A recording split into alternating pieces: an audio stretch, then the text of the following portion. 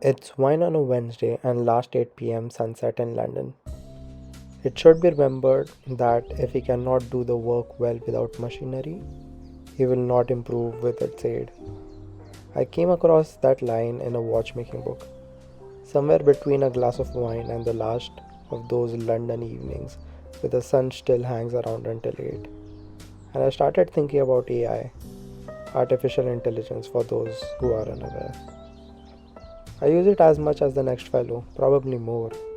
If we are being honest, I've even consulted the oracle on matters of questionable importance, like what to text my crush.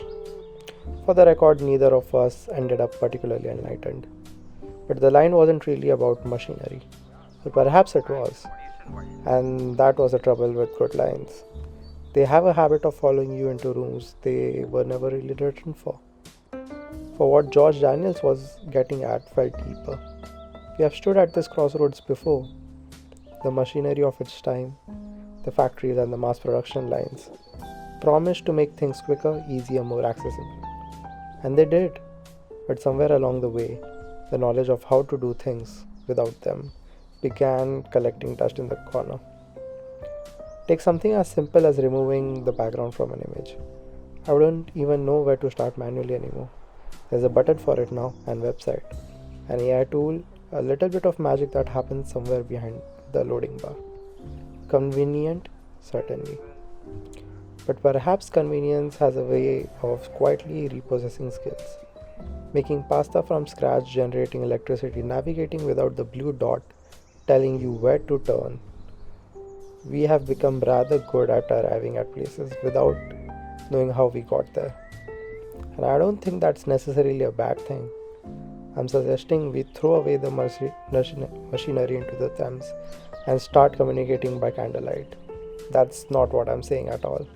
Technology is remarkable, AI is remarkable. But I think we ought to know when we are handing something over, to be conscious of the trade we are making.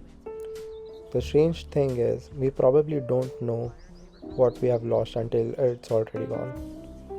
We are still on the roller coaster, after all. It's difficult to admire the shape of the track when you are halfway through the loop.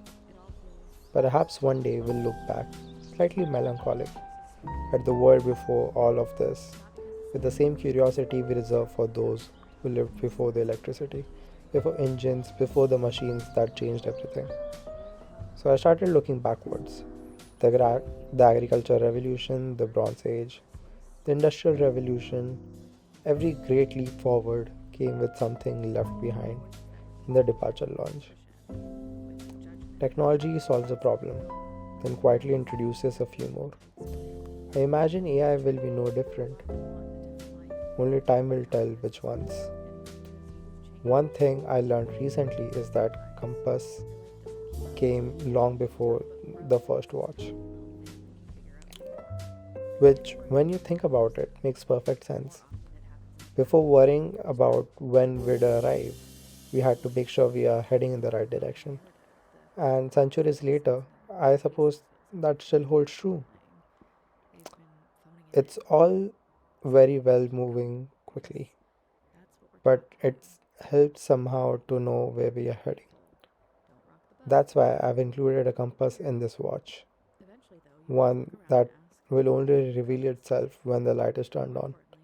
I'll leave the subtext to you for you to discover later. Until next time.